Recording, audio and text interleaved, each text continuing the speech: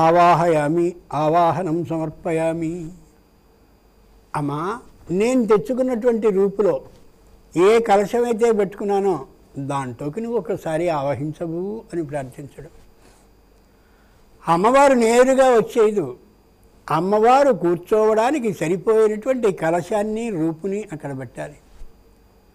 ఓ విమానం ఉన్నట్టయితే విమానం మన ఇంటి దగ్గర దిగుతుందా? అది దిగడానికి ప్రత్యేకమైన స్థలం ఎలా ఉంటుందో, ఓ ప్రముఖుడైనటువంటి వ్యక్తి వచ్చినట్లయితే ఆయన కూర్చునేటటువంటి ఆసన విధానం ఏ విధంగా ఉంటే అటువంటి ఆ కుర్చీలో ఆయన కూర్చుంటాడో అది ఏర్పాటు చేయం. సామాన్యులకే ఇలా ఏర్పాటు చేస్తూ ఉంటే అమ్మవారు ఉండేటటువంటిది ఆ కలశంలో కాబట్టి అక్కడ రూపుని కలశం దగ్గర పెట్టి ఆవాహనం సమర్పయామి. అమ్మ దీంట్లోకి ఇలా అమ్మవారు వచ్చినట్టుగా గుర్తు ఏంటంటే ఆ కలశం మీద బోర్లింపబడ్డటువంటి కొబ్బరికాయ మీద ఓ రవికాయ పెట్టిన తర్వాత ఆ రవికకి బొట్టు పెడతాం. బొట్టు పెడితే ఆవాహనం అయిపోయింది, అమ్మవారు దాంట్లోకి వచ్చినట్టు. అక్కడి నుంచి అది చెంబు కాదు, బిందె కాదు. బాగా ఆలోచించుకోగలగాలి. అలాగే ఆ రూపు ఏదైతే ఉందో దానికి బొట్టు పెట్టినప్పుడు అప్పటి వరకు ఉండే 2 గ్రాముల బంగారపు బిళ్ళగా అనుకుంటున్నామే, అది బంగారపు బిళ్ళ కాదు, అమ్మవారే. ఎదురుగా ఉన్నటువంటి కలశం బిందో లేకపోతే చెంబు అయినట్టయితే చెంబుకి బిందెకి పూజ ఏమిటి కాదు. ఆ కనిపించేటటువంటి బిందో చెంబో ఈ బ్రహ్మాండం. దానిలో ఉండే జలం ఏదైతే ఉందో పోసామో అది సముద్రానికి సంకేతం.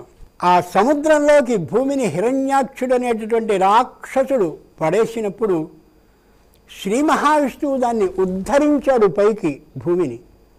భూమి మళ్ళీ సముద్రంలోకి పడిపోకుండా ఆ పైకి తెచ్చాడు. కాబట్టి పైనుండేటటువంటి కొబ్బరికాయ బిందెలోనో చెంబులోనో పడిపోకుండా ఉండేటటువంటి స్థూలం పెద్దగా ఉండేటటువంటి కొబ్బరికాయని పెడతాం. కొబ్బరికాయ దాని మీద వస్త్రాన్ని పెడతాం బోర్లించి. బతికి బట్ట కట్టడం అంటే అదే. మనం వేళ భూమి ఆ మహావిష్ణువు చేత ఉద్ధరింపబడింది కాబట్టి బతికాం. అదిగో పైన బట్ట కట్టాం. బొట్టు పెట్టామంటే లక్ష్మీదేవి దాంట్లోకి వచ్చినట్టు. వచ్చిన తర్వాత అమ్మా వచ్చావా, ఎంత గొప్ప మాట అని అర్ఘ్యం సమర్పయామి అంటే ఇదిగో చేతులు కడుక్కో నీళ్ళు ఇస్తున్నా కాదు. అమ్మా నీ చేతుల్ని కడగలిగిన అదృష్టాన్ని నేను పొందాను, నీ హస్తాలను ఇదిగో కడుగుతున్నాను అని నిదానంగా ఇదిగో బొట్టన వేలు కడుగుతున్నాను. మొదటి వేలు, రెండవ వేలు, మూడవ వేలు, నాలుగవ వేలు. అవి ఎంత మెత్తగా ఉన్నాయి, ఎంత చక్కగా ఉన్నాయి, ఎంత లోపల ఇరుపుతనం కలిగి ఉన్నాయి, ఇంత గొప్పవైనవా నీ హస్తాలు తల్లి అని చెప్పి అలాంటి భావనతో నిదానంగా అర్ఘ్యజలాన్ని ఇయ్యాలి.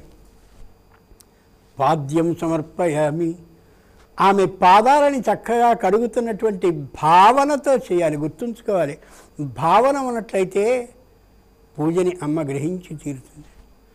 మన పిల్లవాడి ఆ చిత్రాన్ని చూస్తాం, అలాగే చూస్తూ ఉండిపోతాం. వాడి కల్లోడు విదేశాల్లో ఉన్నాడు, కానీ అది చూస్తూ అకస్మాత్తుగా ఒక కన్నీటి బొట్టును గారుస్తాం.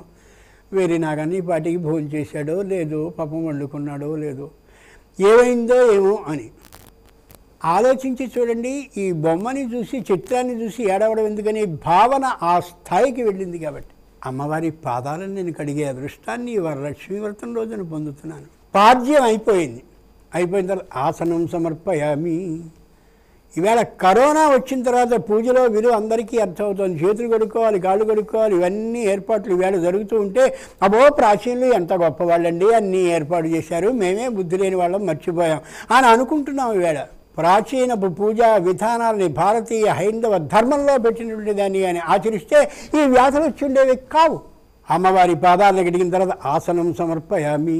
చక్కనైనటువంటి బ్రహ్మాండమైన ఆసనం అమ్మవారు కూర్చుంటుంది. రత్న ఖచ్చిత ఆసనంలోనే కూర్చుంటుంది ఆవిడ. అమ్మ అంత శక్తి నాకు లేదు, తమలపాకుని వేస్తున్నాను రా అమ్మ కూర్చొని. తమలపాకులో ఆ రూపుని పెడితే ఆవిడ ఎంతో ఆనందపడి కూర్చుంటుంది. గమనించుకోగలగాలి.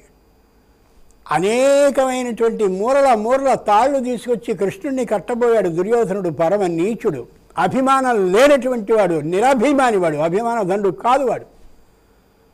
అటువంటి దుర్యోధనుడు తాళ్లతో కట్టడానికి ప్రయత్నిస్తే లొంగనటువంటి వాడు, కట్టుబడని వాడు. యశోదమ్మ 3 తాడు తీసుకొస్తే వెంటనే కృష్ణుడు కట్టుబడిపోయాడు. కారణం ఏమిటి? ఆ ఇష్టం దానికి కారణం. అమ్మవారికి చక్కనైనటువంటి తమలపాకు వేసి రూపుని పెడితే అలాగేరా ఇక్కడే కూర్చుంటాను అని కూర్చుంటుంది. కూర్చున్న తర్వాత వెంటనే ఆ తల్లిని చూసి ఆచమనీయం సమర్పయామి, అమ్మ మంచినీళ్ళు ఇగో. దీన్ని లౌకికంగా సమన్వయించుకుంటే ఇంటికి వచ్చినటువంటి అతిథిని ఎలా ఆదరించాలో మనకు అర్థమవుతుంది.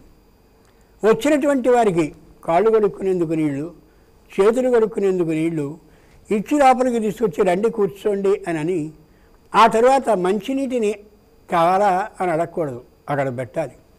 ఆయనకి అవసరమైతే తాగుతారు, ఆవిడికి అవసరమైతే తాగుతారు, లేకపోతే అక్కడ ఉంచేస్తారు. ఆచమనీయం సమర్పయామి పూజా విధిని ఇంట్లోకి సమన్వయించుకుంటే ఎంత గొప్పగా ఉంటుంది.